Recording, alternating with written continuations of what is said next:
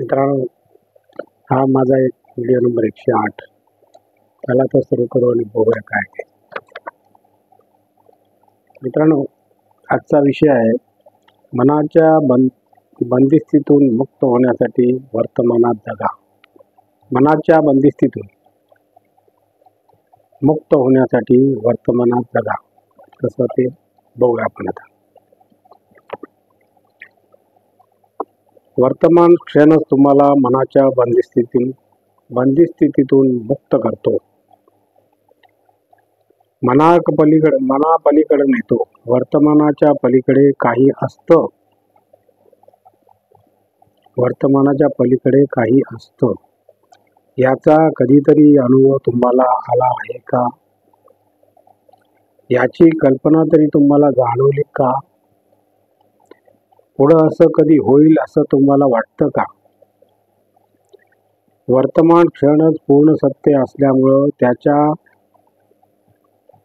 आल्याड पल्याड काहीतरी घडेल असं तुम्हाला वाटतं का? उत्तर सरळ सरळ नकारार्थी आहे. कितीही वायपर वापरा पण भूतकाळातील काही घटना विसरता येत नाहीत. तर अशा वेळी त्याच्यातून चक्क भावना वजा करा. भावना मग त्या दुःखाच्या असो किंवा सुखाच्या, त्या वजा करून त्या घटनेकडे अक्षरशः केस स्टडी सारखे पहा. आपण जिथे राहतो ती जागा, आपले घर, घरातील लोक, आपले मित्र मैत्रिणी, आपण घेतलेले शिक्षण, या आणि एकूण आपल्या भोवताली आपल्या जगण्याच्या धारणा ठरत असतात. बरेच वेळा आपल्यावरचे संस्कार होत असतात. त्यातून आपले काही गोष्टीबद्दलचे पूर्वग्रह तयार होत असतात. हे म्हणजे आपल्याला समजा जर पिवळ्या रंगाचा चष्मा घातला तर सगळे काही पिवळे दिसेल. हा साधा नियम नाही. म्हणूनच भूतकाळ जरी आठवत असेल तरी त्याकडे त्रयस्थपणे पहा.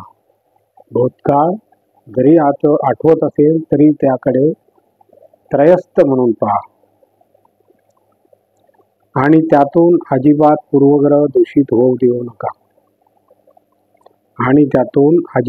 पूर्वग्रह दूषित होऊ देऊ नका. माणूस म्हणून कडू होऊ नका. भूतकाळात घडून गेलेल्या घटनांच्या आठवणीत आणि भविष्याच्या चिंतेत नुकतेच आजच्या वर्तमान काळातील आनंदाचे क्षण आपण गमावून बसत नाही, तर वर्तमान काळही दुःखी करतो. म्हणजे फक्त क्षणच गमवत नाही, आत्ताचे वर्तमान क्षणच गमवत नाही, तर वर्तमान काळही दुःखी करतो.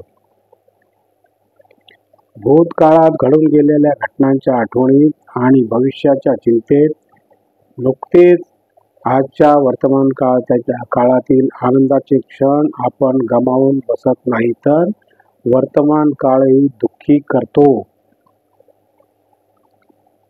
कारण आत्ताचा क्षण महत्वाचा असतो. त्यासाठी आनंदी वृत्ती अंगात बाळगायला हवी आणि यायला हवी. पुढे बघूया.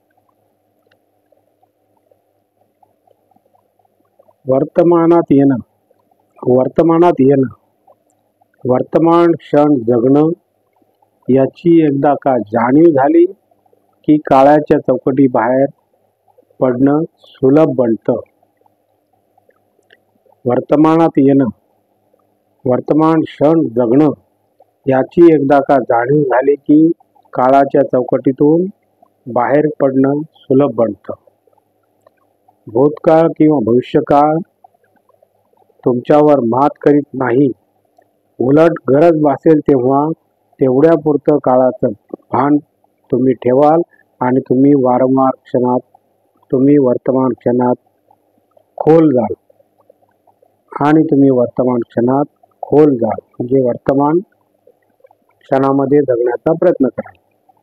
अशी झाली आजच्या मनाच्या बंदिस्तून मुक्त होण्यासाठीच्या वर्तमान जगण्याची गोष्ट. तर ही जर तुम्हाला माझा व्हिडिओ आवडला असेल तर लाईक करा, शेअर करा, सबस्क्राईब करा आणि कॉमेंट करा. नमस्कार. जय हिंद.